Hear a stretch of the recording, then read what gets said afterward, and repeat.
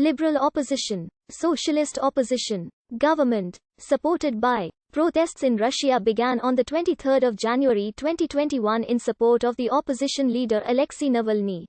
After his arrest and the release of the film Putin's Palace, which revolves around the connection between President Vladimir Putin and a palace allegedly being built for him. On the first day, protests were held in 198 towns and cities across Russia in what were one of the largest anti-government demonstrations since the 2011 to 2013 Russian protests. On the 2nd of February, Navalny's suspended sentence of 3.5 years was replaced with a prison sentence, meaning he would spend over 2.5 years at a corrective colony in Vladimir Oblast. On the 4th of February, Leonid Volkov, Navalny's chief of staff, stated that they did not plan to hold further protests until the spring or summer to focus on the upcoming parliamentary elections later in the year. He also said that Navalny's team would use foreign policy methods to pressure the government into releasing Navalny. On the 9th of February, however, Volkov announced the continuation of protests on the 14th of February, shifting from streets to courtyards in hopes of avoiding direct confrontation with police.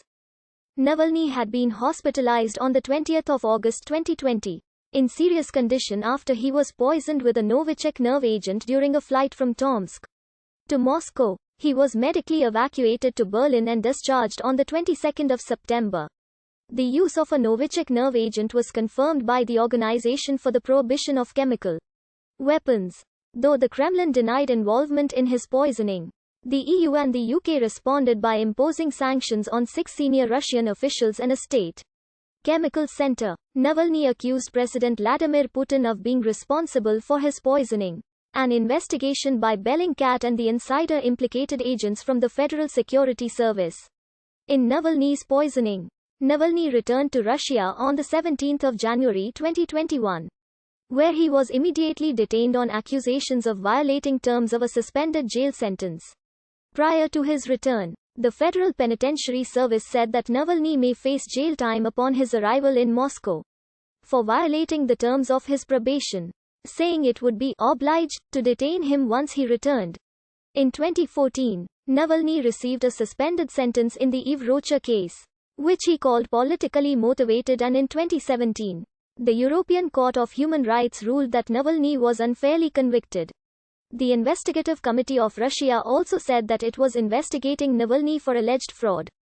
A court decision the next day ordered the detention of Navalny until the 15th of February for violating his parole. A makeshift court was set up in the police station where Navalny was being held. Another hearing would later be held to determine whether his suspended sentence should be replaced with a jail term. Navalny described the procedure as ultimate lawlessness.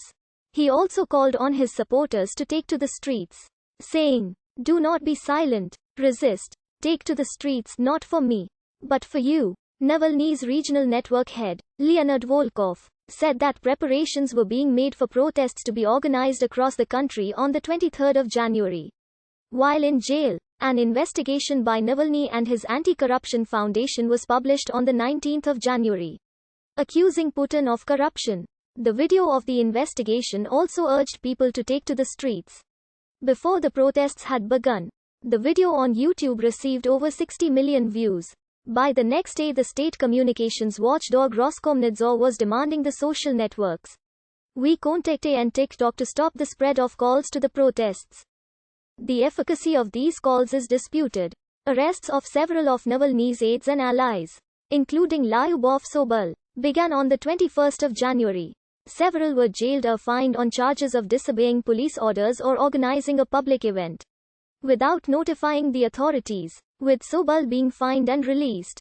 The Ministry of Internal Affairs also threatened to prosecute those spreading calls to join the protests. The Prosecutor General's office also ordered the censor, Roskomnadzor, to block access to pages that call for unauthorized rallies.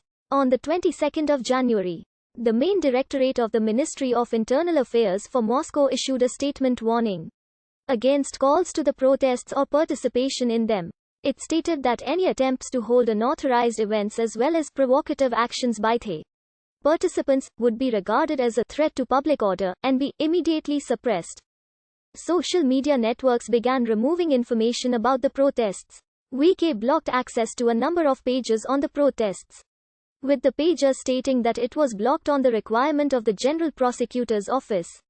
Roskomnadzor also stated that Wiki, Instagram, TikTok and YouTube blocked some content which involved calls for children to participate in illegal mass events. However, for Weibo,